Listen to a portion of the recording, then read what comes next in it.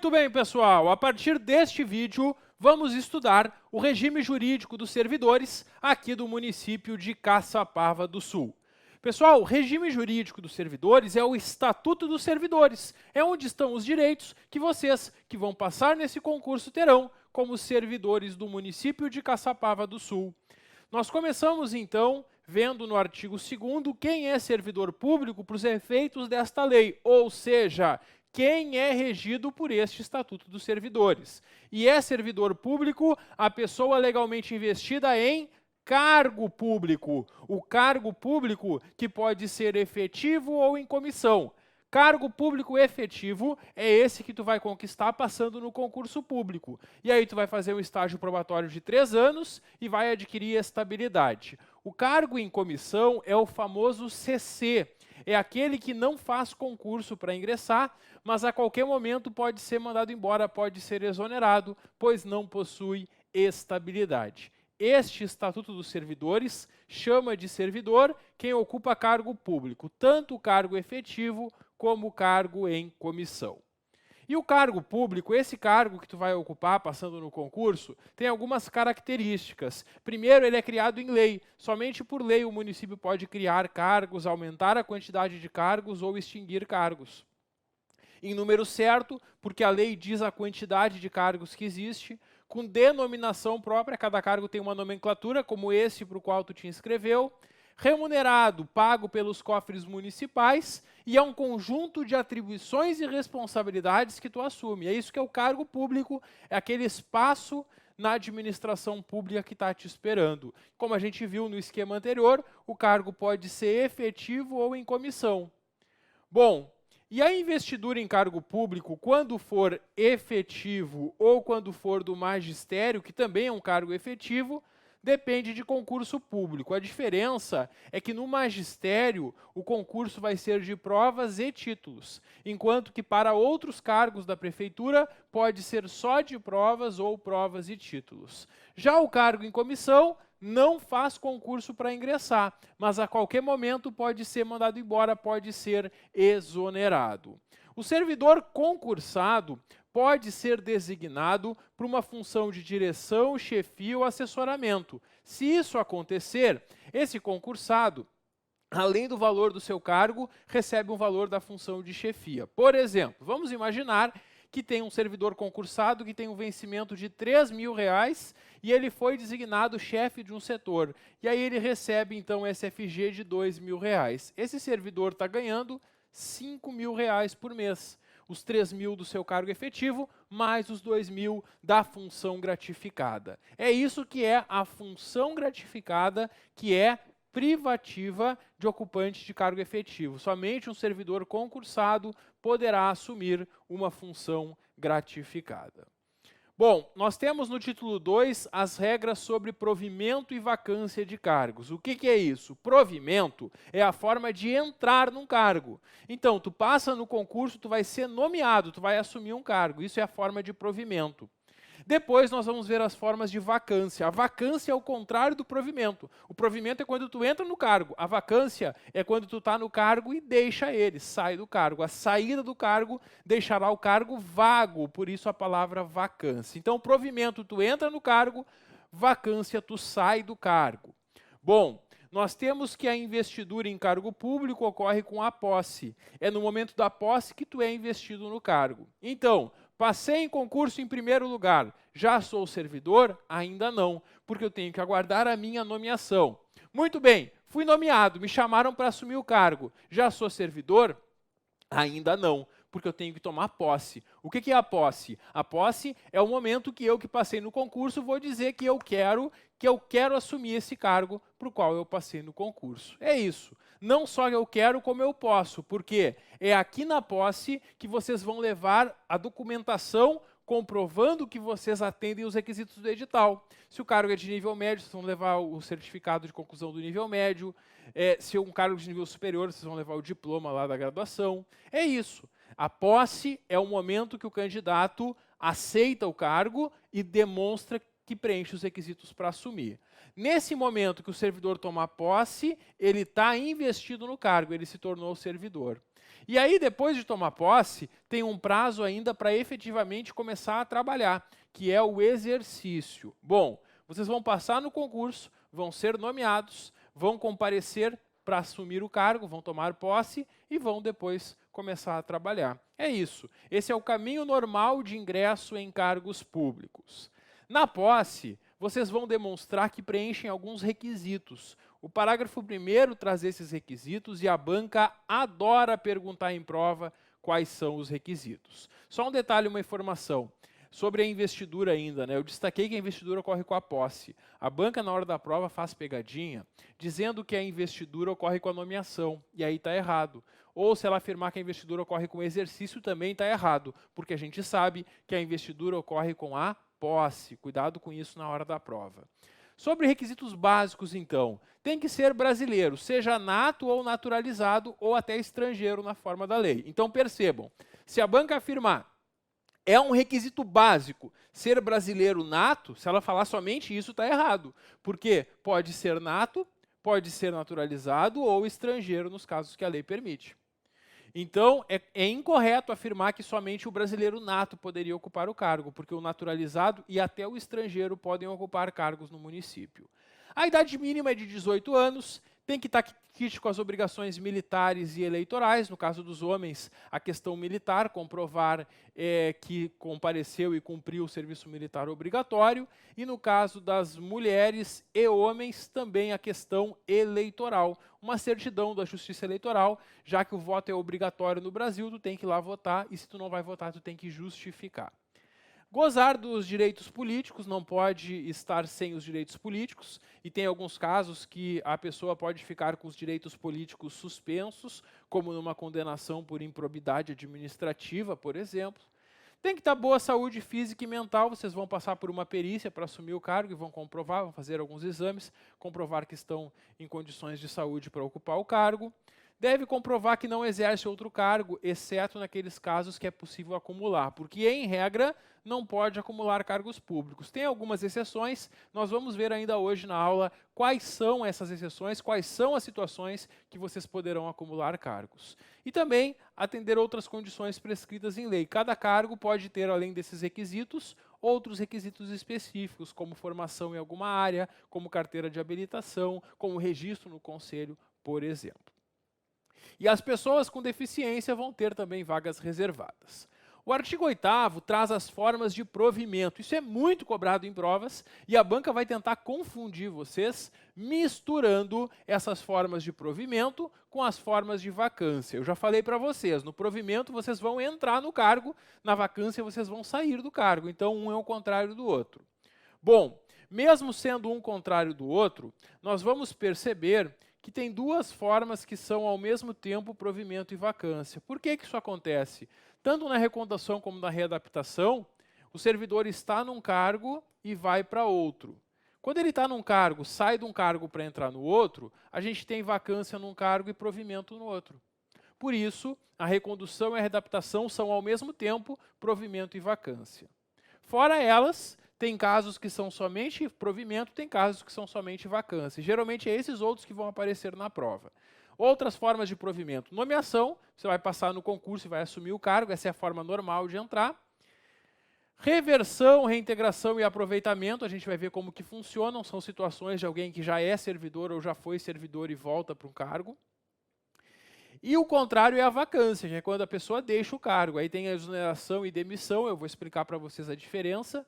Aposentadoria e falecimento. Bom, inicialmente eu quero que vocês percebam então quais são as formas de provimento e quais são as formas de vacância. Mais adiante, quando chegar na vacância, eu vou explicar melhor essas formas de vacância.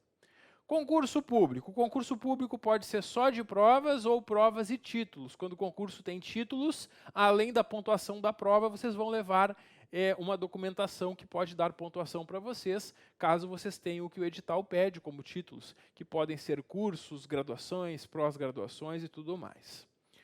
Sobre a nomeação, então, ela pode ser em comissão ou em caráter efetivo. Em comissão para o cargo em comissão, em caráter efetivo para este cargo que exige concurso público. E a nomeação em caráter efetivo, claro que vai observar a ordem de classificação no concurso. Por isso que tu vai ficar em primeiro lugar nessa prova, tu vai estudar para ficar em primeiro lugar e aí tu vai ser o primeiro a ser nomeado para o cargo. Posse e exercício. Passei no concurso, fui nomeado, fui chamado para assumir o cargo. Nesse momento, eu tenho um prazo de 15 dias, prorrogável por mais 15, para comparecer e dizer: eu que passei no concurso, quero o cargo. E aí eu vou demonstrar que preencho todos os requisitos para assumir o cargo e vou assinar um termo de posse. É isso que é a posse no cargo público. Esse prazo de 15 dias, prorrogável por mais 15, é bastante cobrado em prova. Se tu não comparece para tomar posse nesse prazo, tu perde o cargo e eles vão chamar o próximo da lista do concurso. Então, tem que ficar atento para não perder esse cargo. Professor, eu estou viajando e veio essa situação. Eu tenho como tomar posse por procuração? Eu posso dar uma procuração para alguém ir lá assinar o termo de posse? Pode. Claro que tu vai ter que preencher todos os requisitos, tu vai ter que passar pela inspeção de saúde, mas o ato de posse pode ser por procuração, conforme parágrafo 2º do artigo 11. E a banca vai tentar te enganar na prova dizendo que a posse não pode ser por procuração. Está errado. Esse ato de posse pode sim ser por procuração específica. Depois que eu tomei posse no cargo, eu tenho um prazo para começar a trabalhar. Então, assinado o termo de posse, dentro de 5 dias eu devo começar a trabalhar, conforme artigo 12, parágrafo 1º. Então, 15 mais 15 para posse, 5 dias para entrar em exercício. Perdeu esses prazos, perde o cargo e eles vão chamar o próximo lá da classificação do concurso. É isso que nós temos no artigo 13. É tornado sem efeito a nomeação se não tomar posse o exercício nesses prazos que a gente acabou de ver. Estabilidade. Talvez o principal motivo para vocês estarem aqui buscando o cargo público. Vocês querem estabilidade. Vocês querem passar no concurso e saber que vocês vão ter um cargo garantido, que vocês não vão ser mandados embora a qualquer momento. É isso que é a estabilidade, a grande vantagem de ser servidor público. Passou no concurso, vai fazer um estágio probatório de 3 anos. Passando no probatório, adquire estabilidade. E depois que o servidor é estável, é muito, muito, muito difícil que ele perca o cargo. Porque depois que o servidor é estável, ele só pode perder o cargo por uma sentença judicial transitada em julgado, que é uma decisão judicial definitiva, da qual não cabe mais nenhum recurso. Processo administrativo que seja assegurada ampla defesa. A gente vai ver aqui nesta lei como funciona esse PAD. O servidor vai ter toda a chance de se defender antes de ser demitido. A avaliação periódica de desempenho, algo que ainda tem que ser regulamentado, que é uma situação que o servidor continua sendo avaliado após o estágio probatório. E por cumprimento dos limites de despesa com pessoal. É que os entes públicos, de acordo com a lei de responsabilidade fiscal, eles têm um máximo que eles podem gastar pagando servidores. E quando eles estão extrapolando isso, eles têm que cortar gastos. Mas antes de cortar servidor estável, o órgão público vai exonerar cargos em comissão, funções de confiança, servidores não estáveis, e só em último caso que um servidor estável vai perder o cargo por esse motivo. Isso aqui é muito raro acontecer. Então, essa é a grande proteção da estabilidade. É muito difícil perder o cargo após ser estável, somente nessas hipóteses que o servidor estável poderá perder o cargo. E nós temos, então, que no estágio probatório, vocês vão ser avaliados durante 3 anos por 6 fatores. E eu gosto de brincar que o estágio probatório é a pedra que está no caminho de vocês para alcançar a estabilidade. Por que pedra, professor? É difícil passar no probatório? Não, pelo contrário, é bem tranquilo. É raro alguém não passar no probatório. Mas por que eu chamo de pedra? Porque são 6 elementos e se vocês memorizarem a palavra pedra, vocês memorizaram as 5 letras iniciais desses 6 quesitos. P de pontualidade, E de eficiência, D de disciplina, R de responsabilidade e também de relacionamento e A de assiduidade. É por esses fatores que vocês serão avaliados. E atenção, a banca que vai aplicar o nosso concurso aqui em Caçapava do Sul, em outros municípios, já fez questões envolvendo a pedra, envolvendo esses requisitos. E como é que ela faz a questão? Ela vai pedir para vocês marcarem qual ou quais dos requisitos a seguir são avaliados no probatório. Aí ela coloca esses e inventa outros. e pergunta na prova quais que estão certos. E aí, tu vai lembrar, eu sei, professor, os requisitos do estágio probatório são aqueles que estão na palavra pedra. P de pontualidade, E de eficiência, D de disciplina, R de responsabilidade e relacionamento e A de assiduidade. E se a banca colocar algum elemento que comece com qualquer outra letra, eu sei que está errado. Isso, essa é a vantagem de memorizar essa dica, essa pedra aqui do artigo 15. Bom, a comissão especial do estágio probatório é uma comissão de servidores que vai acompanhar o estágio probatório de vocês. E vai ter uma comissão com 5 servidores efetivos e estáveis, 5 servidores concursados que já passaram no estágio probatório e integram essa comissão para acompanhar o probatório dos novos servidores. Essa comissão vai fazer avaliações para os servidores com boletins de desempenho que vocês vão ser avaliados a cada 6 meses. Então, de 6 em 6 meses, vocês vão ser avaliados para ver se vocês estão indo bem no estágio probatório. Bom, a avaliação ocorre no cargo para o qual tu for nomeado. Todo afastamento, exceto férias, suspende a avaliação do probatório, quer dizer, fiquei doente, fiquei 2 meses afastado por problema de saúde. O teu probatório fica parado nesse tempo, claro, porque não tem como avaliar alguém que não está trabalhando. Então, sempre que o servidor se afasta, o probatório para, exceto férias, porque todo mundo vai tirar férias, né, a cada ano 30 dias. Por isso, as férias não prejudicam, mas outros afastamentos vão suspendendo, vão pausando o estágio probatório do servidor. Bom, o servidor que não preenche algum dos requisitos do probatório tem que ser orientado para que possa corrigir as deficiências. Quer dizer, se eles percebem pelos boletins que o servidor não está se saindo bem em um daqueles fatores, eles vão dizer para o servidor, olha, aqui não está legal, vamos tentar melhorar isso aqui. É isso. Verificado em qualquer fase do probatório, resultado insatisfatório por 3 avaliações consecutivas, o servidor está reprovado no probatório. Quando eu não passo no estágio probatório, eu sou exonerado. E aqui tem uma pegadinha que a banca pode fazer na prova. A banca pode afirmar que o servidor que não passa no probatório é demitido. E aí está errado. Pessoal, exoneração e demissão não são a mesma coisa. Ambas são formas de vacância, são formas de deixar o cargo, mas a demissão é a aplicação de uma pena disciplinar e só pode ser demitido o servidor após responder a um processo administrativo, que ele seja segurado para defesa e tudo mais. Naqueles casos que a lei prevê, que a gente vai ver quais são, que a lei prevê a pena de demissão. Esse não é um caso, porque o servidor que não passa no probatório não cometeu uma falta disciplinar, ele só não foi bom o suficiente para ser confirmado no cargo. Então, não esquece para a prova, servidor que não passa no probatório, que durante o probatório tiver resultado insatisfatório em 3 avaliações seguidas, é exonerado. Se aparecer que é demitido, está errado, porque exoneração não é sinônimo de demissão. Bom, servidor foi reprovado, então, não passou no probatório, ele vai ser exonerado, mas antes dele ser exonerado, eles vão dar ainda a chance dele se defender. E ele vai ter o prazo de 5 dias úteis para argumentar, para tentar convencer a administração que ele não deve ser reprovado no probatório. Então, prazo de defesa do servidor no probatório, 5 dias úteis. Muito bem. E aí o servidor, então, não aprovado no probatório é exonerado, e se ele já era servidor do município antes deste concurso, ele pode voltar para o cargo anterior, é a recondução, que eu já vou mostrar para vocês como funciona.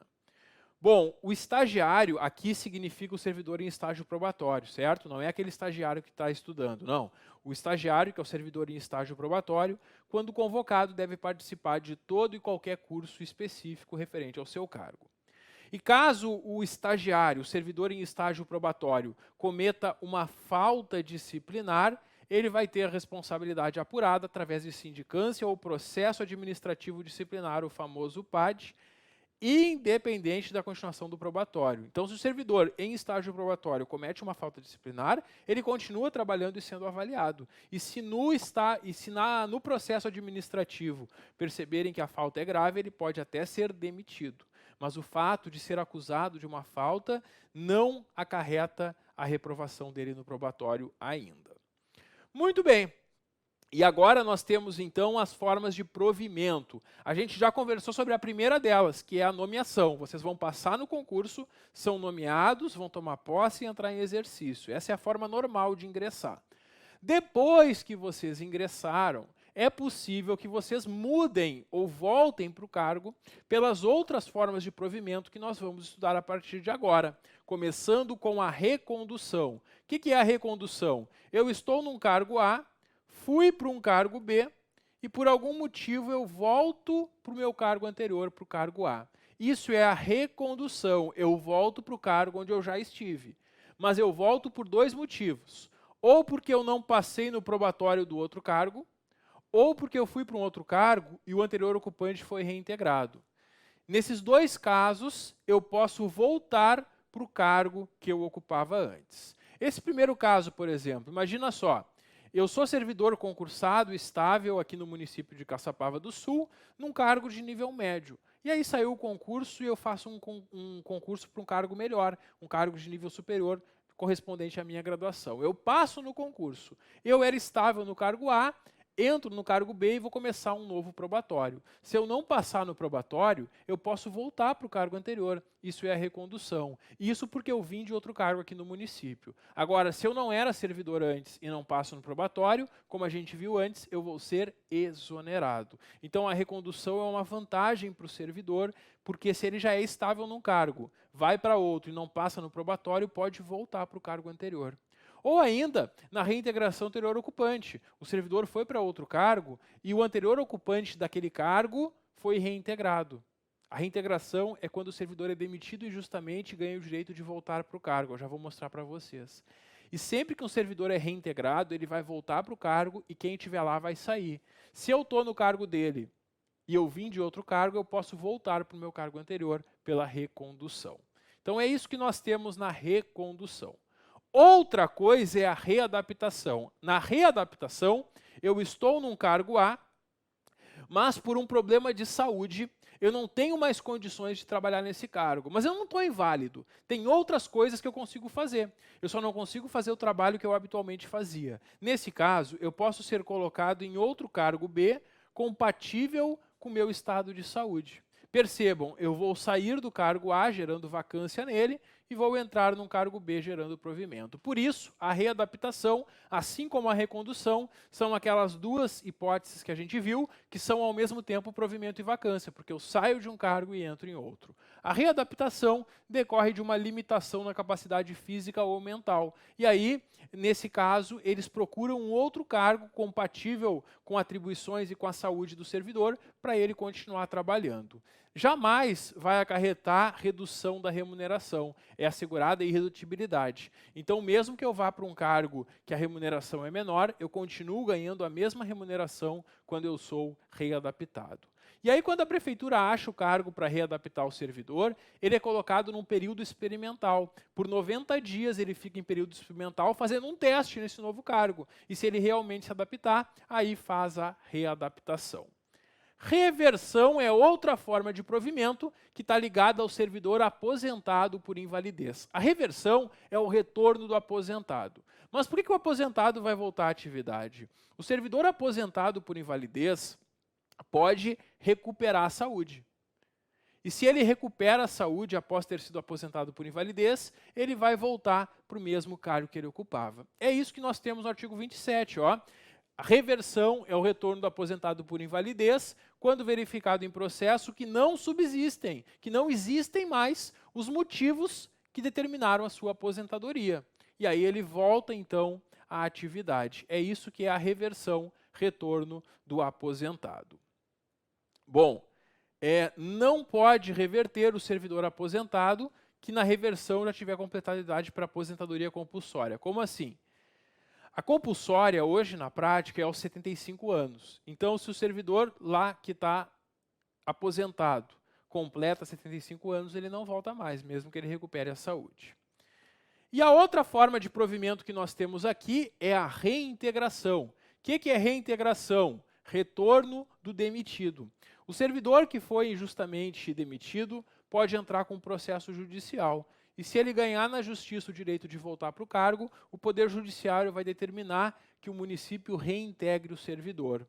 Quando o servidor é reintegrado, ele deve voltar para o cargo que ele ocupava. Se o cargo não tiver vago, aquele que estiver ocupando o cargo do servidor vai sair para ele voltar. Esse ocupante do cargo vai ser reconduzido ao cargo que ocupava antes, ou vai ser colocado em disponibilidade ou aproveitado em outro cargo. E esse aqui que sai não tem direito à indenização. Só quem terá direito à indenização é o servidor reintegrado. Esse que sai não tem direito à indenização. Muito bem, o próximo assunto é a disponibilidade e o aproveitamento. O que é isso? Depois que vocês são estáveis, vocês não poderão ser mandados embora. Mesmo que o cargo que vocês ocupam não seja mais necessário. Se a prefeitura resolve extinguir o cargo que vocês estão ocupando, ela não vai dispensar vocês. Vocês vão ser chamados lá no setor de recursos humanos e aí vão lhe falar: meu amigo, minha amiga, não precisamos mais de você. Estamos extinguindo o seu cargo, mas você não está na rua. Vá para casa e fique esperando. Assim que tiver um cargo compatível com as suas atribuições, a gente vai te chamar para voltar. Enquanto o servidor está em casa sem trabalhar, ele está em disponibilidade, com a remuneração proporcional ao tempo de serviço. Ele vai receber menos, mas vai receber enquanto está em casa. Aí, assim que aparecer um cargo para voltar a trabalhar, vai acontecer o aproveitamento. Então, o aproveitamento é quando o servidor ficou sem cargo e eles acham outro cargo para colocar ele e aproveitam ele neste novo cargo. É isso que é o aproveitamento, a última forma de provimento que nós ainda tínhamos para ver. Bom, o aproveitamento do servidor vai depender de comprovação da sua saúde física e mental. O servidor vai passar por uma inspeção de saúde para demonstrar que tem condições de voltar.